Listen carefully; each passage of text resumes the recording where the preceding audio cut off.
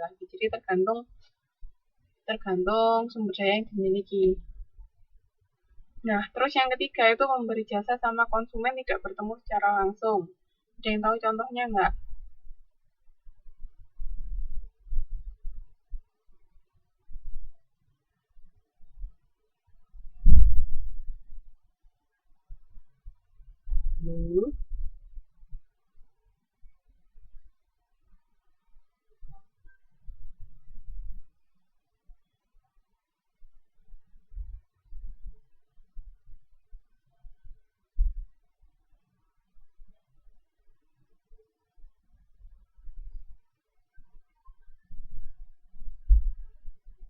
Ada yang tahu contohnya?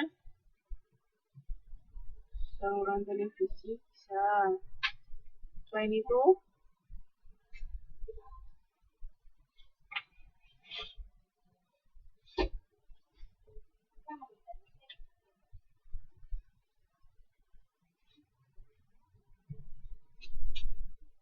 ada lagi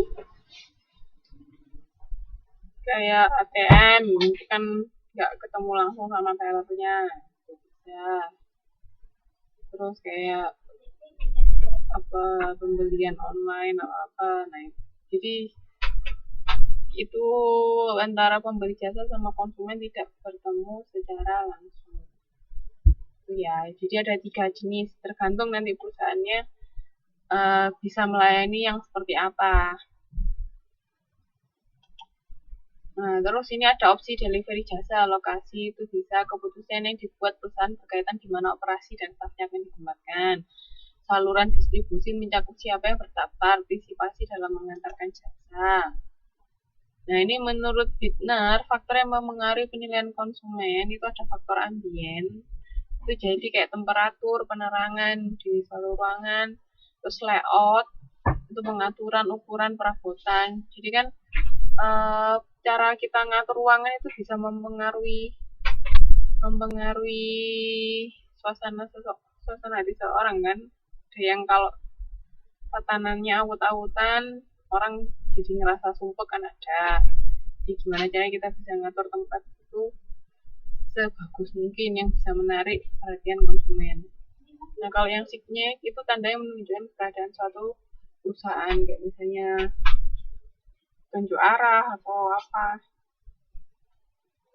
Itu yang terakhir. Jadi ini menurut Bittner, faktor yang mempengaruhi penilaian konsumen terhadap lokasi suatu perusahaan jasa. Nah, terus langkah-langkah untuk mengembangkan kebijakan lokasi.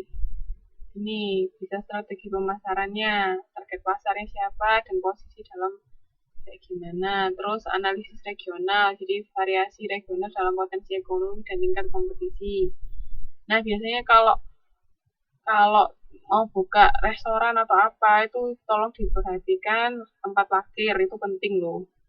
Kelihatannya itu sepele tempat parkir, tapi itu sangat penting lah. Kalau pas misalnya lagi rame-ramenya orang terus nggak ada tempat parkirnya, orang kan jadi males mau makan di restoran itu, ya nggak. Kalau sudah penuh, nyari buat naruh mobil aja susah. Biasanya orang jadi cenderung malas, makanya itu harus dipikirkan. Terus juga cari lokasi itu harus yang strategis.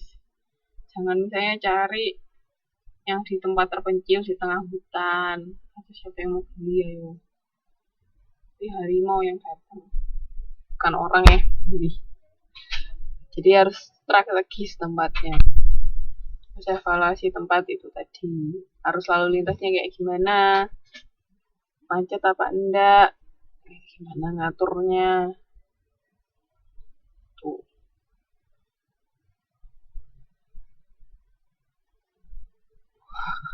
Hotel untuk binatang. Tapi ada loh di Indo itu hotel penginapan sih, yang memang dia di tengah hutan. Jadi memang tujuannya supaya apa? Yang datang itu bisa merasakan benar-benar suasana kayak di hutan. Jadi ada di mana ya itu saya lupa. Apa di mana ya? Ada kok pokoknya. Jadi memang hotelnya benar-benar kayak gitu. Di sini juga banyak ya. Oh iya, saya nggak pernah tahu kalau yang di sini. Jadi pokoknya cari lokasi yang strategis mungkin supaya bisa mendatangkan banyak konsumen. Nah ini saluran distribusi, ini bisa melalui agen atau bisa langsung mengantar jasa. Siapa yang mengantarkan jasanya bisa melalui franchise atau apa. Franchise yang sekarang lagi banyak, lagi happening. Apotek aja sekarang ada franchise-nya juga. Makanan itu tambah menjamur di mana-mana, franchise makanan. Kayak pernah tahu kebab Turki Babarafi itu sekarang sudah sampai mana-mana itu. Kayaknya koko sudah ada dijual di Indonesia. Nah itu kan dia melalui franchise. Nah ini elemen tambahan dari bauran pemasaran jasa itu people, karena dia yang berhubungan langsung dengan konsumen, yang memberikan pelayanan ke konsumen. Jadi ini ada kriteria contractors, modifier, influencer, sama isolated. Ada yang tahu itu apa? Oh ya, itu customer service itu bukan termasuk bauran pemasaran jasa ya.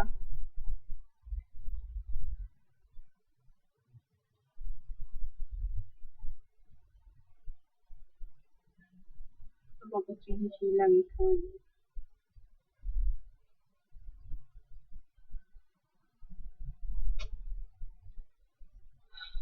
Customer service ini harus dihilangkan.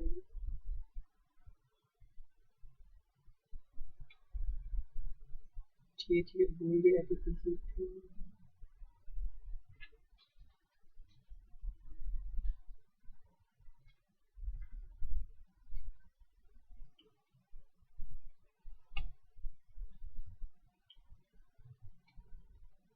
Diganti physical evidence, bukti fisik jasa. Nah itu kalau yang contractors itu berinteraksi langsung dengan konsumen dalam frekuensi yang cukup sering, jadi ya langsung kontraktor siapa kok kontraktor, kontak, jadi kontak langsung dengan konsumen. Terus modifier itu dia tidak secara langsung mempengaruhi konsumen tapi cukup sering berhubungan, misalnya resepsionis. Terus kalau influencer itu tidak mempengaruhi konsumen dalam keputusan untuk membeli tetapi tidak secara langsung kontak dengan konsumen. Misalnya bagian promotion yang lewat media atau apa. Terus kalau isolated itu dia bagian SDM yang di belakang layarnya. Jenis-jenisnya. Terus ini bukan customer service.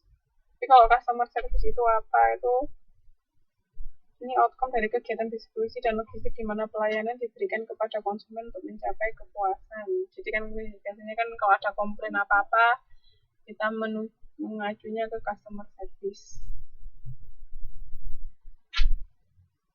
Jadi gimana caranya bisa melayani customer.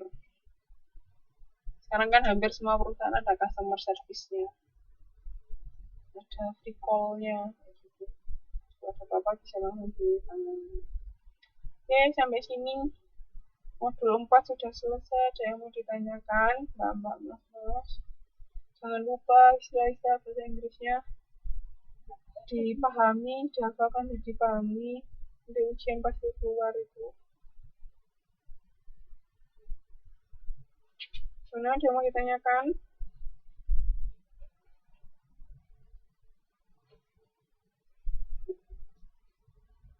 Halo? Iya.